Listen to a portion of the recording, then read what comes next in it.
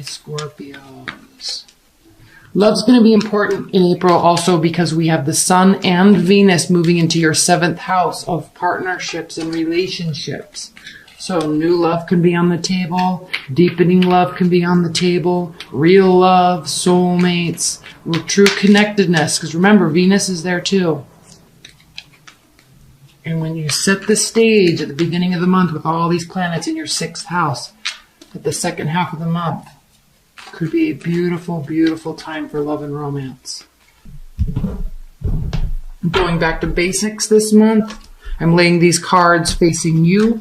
So we're going back to basics. I'm using my very first tarot deck.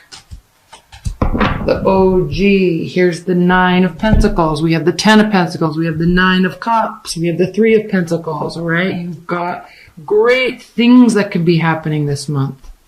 So don't lose sight. Okay. 9 of Pentacles. Independence. Money. Security. Loving who you are. Being very content. Having autonomy. The thing with the 9 of Pentacles is it is the card the place kind of that we are in our lives before we move into the 10 of Pentacles. That encompasses family, extended family, pets, households. So you are in extreme preparation for that, even if you don't know it. So here, you're very content and happy with everything that's going, but it is a preparatory stage to get to the 10 of Pentacles. Now, where all the success is going to be coming from is something that you have been working on for a long time, right? There's not major decisions that need to be made. You're on the right track. Just keep going. And I say that because the Lovers is reversed. This is a head or heart decision. You've decided, you've been working. This is nothing new. If this were new, I would say you're going to get a new job, you're going to start a new project, all that stuff, but it's not. It's reversed. You've already been working on it. That's why there's success here. And you've been setting the stage, and you will continue to set the stage at the first part of April with all these planets in your 6th house. Awesome, awesome, awesome, awesome. Okay. It's not a time to be lackadaisical or apathetic or act bored. All right. Be open with your emotions, especially with the Sun and Venus moving in, getting ready to move into your 7th house, the second half of April. Okay. Be open, be available, be excited. Yes, you may have been left out in the cold in the past. You may have been left in confusion. There may have been money issues. We see that here. Depression, anxiety, spinning thoughts, wondering what happened, if you should have said something, if you shouldn't have said something. There's pain here. So because of that, be very conscientious of this. Whose job is it to punish? Whose job is it to focus on ourselves? This is a misuse of energy. Okay? Kushio or whoever, like this karma. Okay? It takes care of itself. Focus on what you're doing. Besides, the best revenge is success anyway. Stay there. Focus on that. That's true revenge. And it's also helping yourself. But you may be inclined and want to be distracted by this energy. But why? Why would you do that when this is on the table? Why would you do that when this is on the table? Why would you do that when you have other decisions to make, other directions to go in? All right? You have work to do. I suggest you do it. Great success will come to you in doing that. Okay? This is not a time for trying to get exes back. Okay? They may come back. That you guys may meet unexpectedly and things might work out, but it's not a time to put a lot of energy into the past, okay? Feelings of nostalgia.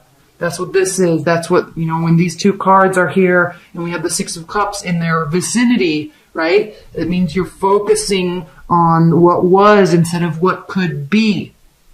Keep in mind how you're using your periphery, how your energy field is around you. Watch that frequency.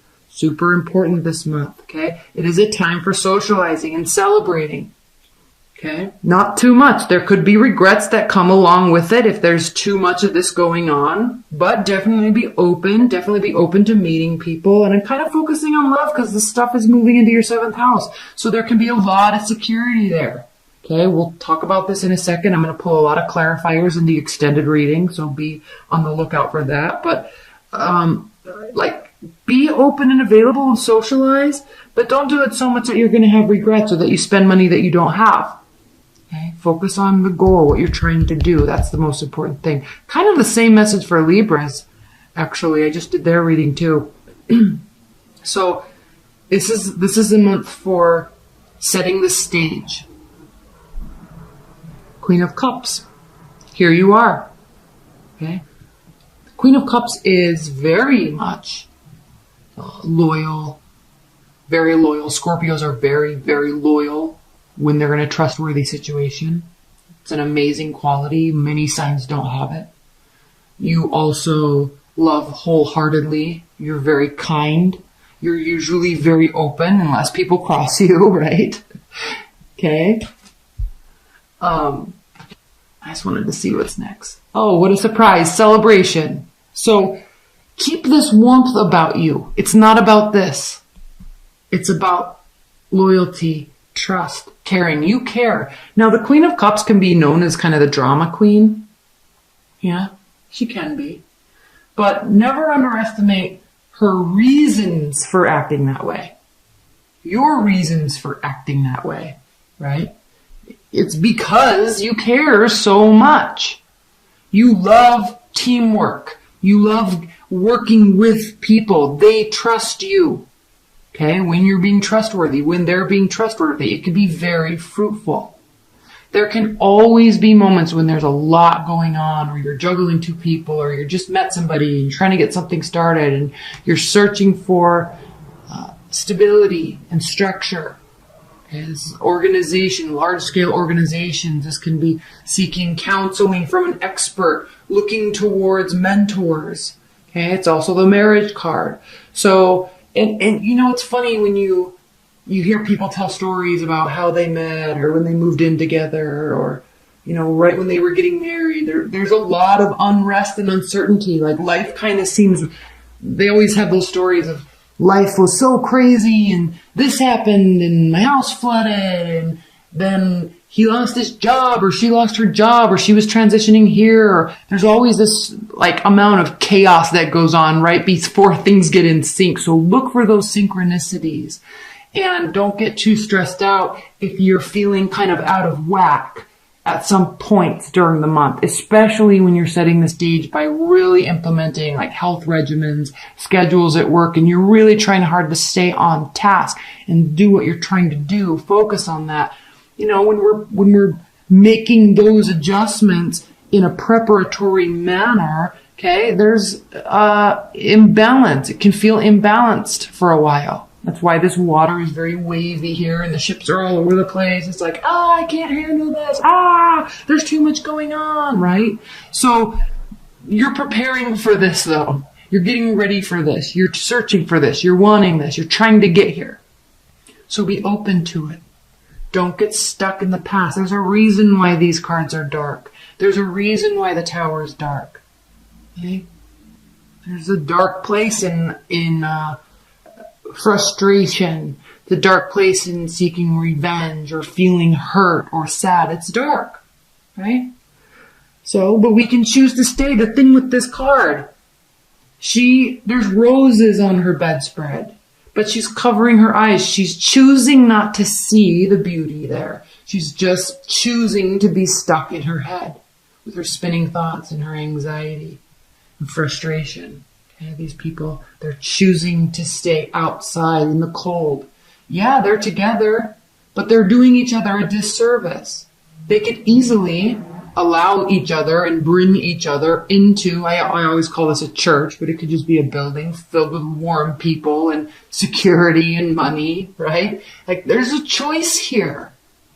Yeah, this is a card of pain and suffering and regret. But they are choosing to stay here. They're doing each other a disservice. You're doing yourself a disservice if you act this way or act this way, okay? There's always tower moments. You could have a big tower moment this month. This is your card. Okay? But keep in mind, the tower falls down. There's destruction before things grow. So like a fire in the forest, right? It's a disaster. Animals get hurt. Animals lose their home. People lose their homes. But then the forest is able to regrow and replenish. There's a purpose behind this. So don't get lost in the fact that it happened. Seek out the purpose and make it better moving forward. This is a card of rebuilding foundation. A very strong foundation. You are really setting the stage for this Uranus transit here in April. So I would suggest, these cards are suggesting, okay, get on board with your structured lifestyle. Get prepared for security in love. Get prepared to manifest.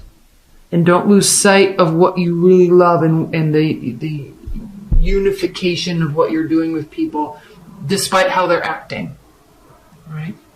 There's great celebration that come from it. It might take a little bit longer than you're expecting. You might have heartbreaks along the way, or memories of heartbreaks along the way. But who cares, right? And somebody new is going to come back into the picture, or this is going to get resolved.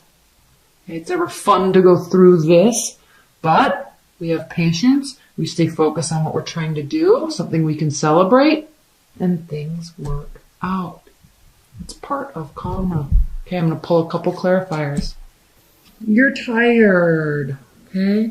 You're fighting your fight, you're doing your activity, you're doing your work, but you're really starting to feel beat down, frustrated, okay? Especially when I talked about like implementing extreme structure, new things in your life, in your lifestyle, right? It gets stressful. It does. We get tired. We feel browbeaten. Okay, there's a lot going on, right? All of these. I'm sorry I keep saying right. I need to like extract that from my vocabulary. It's like this flow I've gotten into. It's annoying. I'm sorry.